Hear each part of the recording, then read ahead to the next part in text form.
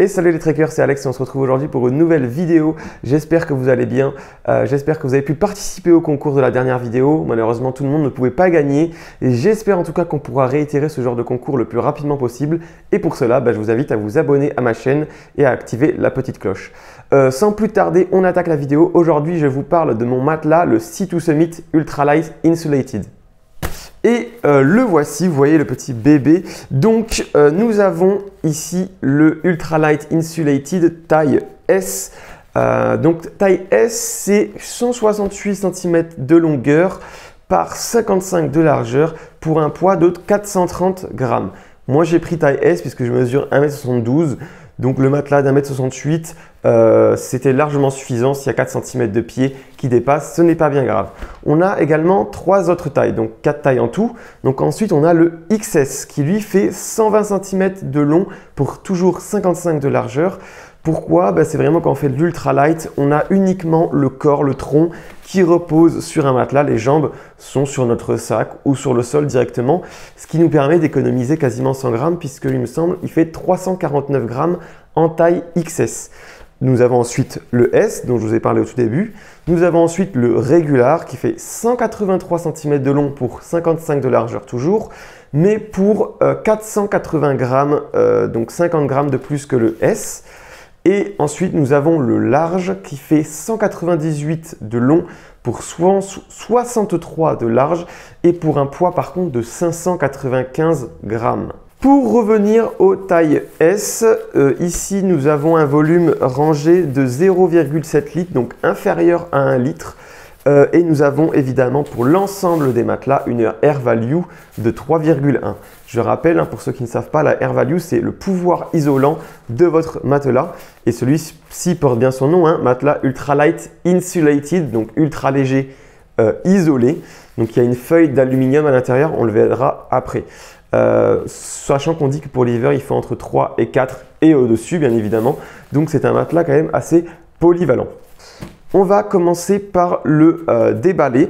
Donc, nous avons deux côtés en fait, puisque en fait, le matelas, on va le voir, est fourni avec un sac de gonflage. Donc, nous avons le matelas ici. Hop. Voilà. Je ne vais pas le déplier en entier, je le ferai plus tard. Vous avez ensuite une valve. Vous avez une valve inflate, donc insufflée, que j'ouvre. Et ensuite, une valve pour le vider, que vous videz en ouvrant ici. Les valves sont très bien, il n'y a aucun problème là-dessus, facile à clipser. Je vous montre un petit truc. Ici, vous avez un petit arrêt, je ne sais pas si vous voyez écrit Pillow Slot, c'est pour mettre votre oreiller. Sea2 Summit vend des oreillers. Donc en fait, vous avez des scratchs sur l'oreiller que vous mettez en plus des scratchs ici. Et vous venez scratcher votre oreiller, donc c'est le Pillow Lock System.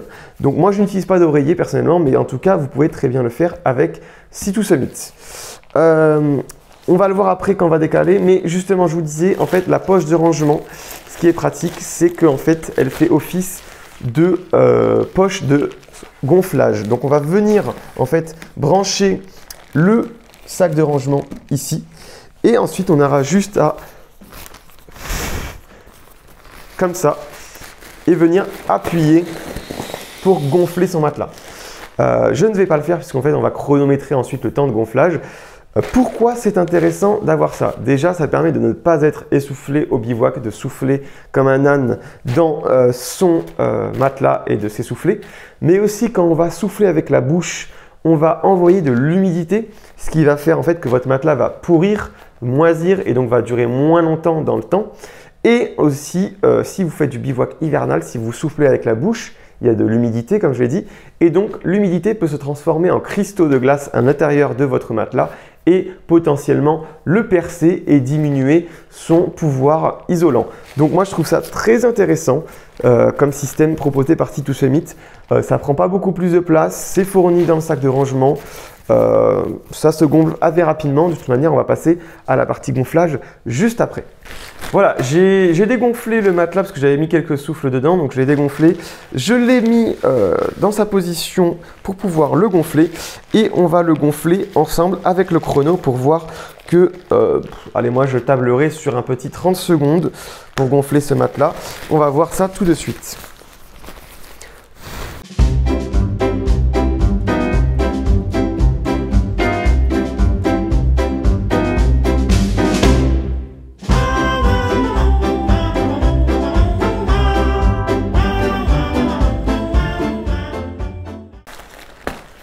Voilà, vous avez vu, il est gonflé. En plus, le système vous permet d'avoir la valve ouverte et pas de devoir vite fermer, puisque c'est que si j'ouvre cette deuxième valve que ça se vide.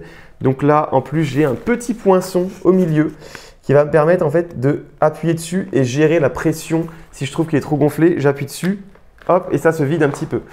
Donc voilà, comme je disais, on a le matelas gonflé. Vous voyez les petites alvéoles, en fait, c'est ça qui va faire son confort. On dirait qu'il n'est pas très gonflé comme ça, vous voyez. Mais en fait, c'est qu'en répartissant le poids dessus, ça va augmenter la pression et en fait, c'est très confortable. Vous voyez également l'épaisseur, 5 cm. On le verra après, ça ne gêne pas pour mettre les bras. Ce que je vous propose, c'est que je retire la table, que je me mette au sol, que vous voyez ce que ça donne une fois allongé dessus et que je vous parle un petit peu de son confort. Et ensuite, on finira par une petite conclusion pour donner mon avis sur ce matelas. Voilà. Voilà pour la partie test. Donc, vous voyez, hop. Franchement, là, je sens absolument pas le sol. J'ai même limite le dos qui remonte tellement je ne touche pas le sol. Peut-être un chouïa trop gonflé. Donc voilà, vous voyez ce qui est intéressant, c'est que comme il fait que 5 cm, c'est très bizarre de parler allongé, je l'avais déjà dit pour l'autre vidéo, comme il fait que 5 cm d'épaisseur, vous pouvez largement poser vos bras au sol et en fait, il n'y a pas un gros delta entre vos épaules et le sol, du coup ça ne vous fait pas bizarre entre guillemets. Vous pouvez largement mettre vos bras au sol, pas obligé de dormir les bras en croix ou les bras collés au corps. Moi j'aime bien avoir un peu d'espace. Vous voyez, je suis à 1m72, mes pieds ils dépassent à peine. C'est-à-dire que en fait, la pointe de mes pieds dépasse, mes talons, mais ils sont sur le bord. Donc c'est vraiment pas gênant.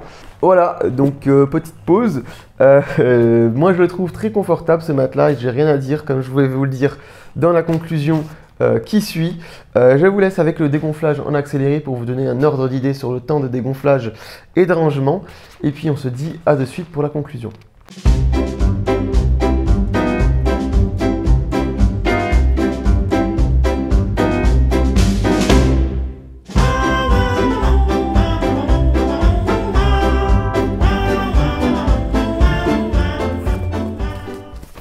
On va finir la vidéo sur mon avis sur ce matelas.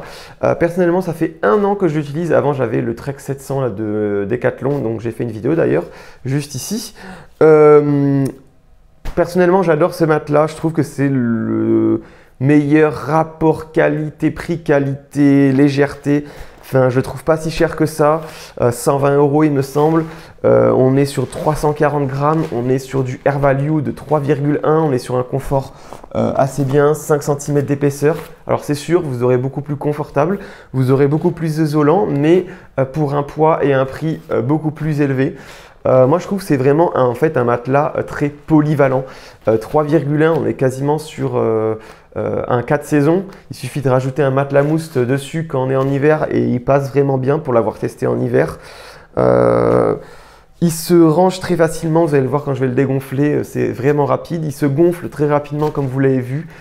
Le seul inconvénient, mais ça c'est tous les matelas gonflables, c'est qu'en fait il peut se percer et que si vous êtes sur un trek au long cours et que vous n'avez pas de quoi réparer, ben vous êtes un peu dans la panade comparé à un matelas mousse qui sera indestructible mais beaucoup moins confortable.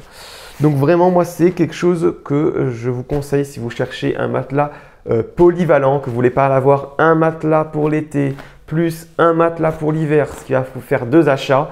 Moi je trouve que c'est un très bon compromis pour avoir le tout en un. D'ailleurs, je ne vous ai pas dit, mais suite à mon concours, j'avais aussi gagné une affiliation. Je suis affilié avec le site Hardloop. Alors, en quoi ça consiste l'affiliation? C'est tout simple. Pour vous, ça ne change rien. C'est juste que moi, je vais mettre un lien, par exemple, de ce matelas dans la description, si vous voulez l'acheter.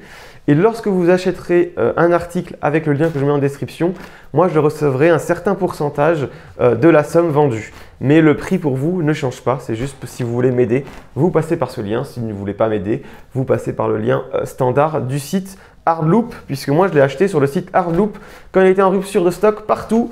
Hardloop était le seul site à l'avoir, donc peut-être que ça sera le cas pour vous aussi.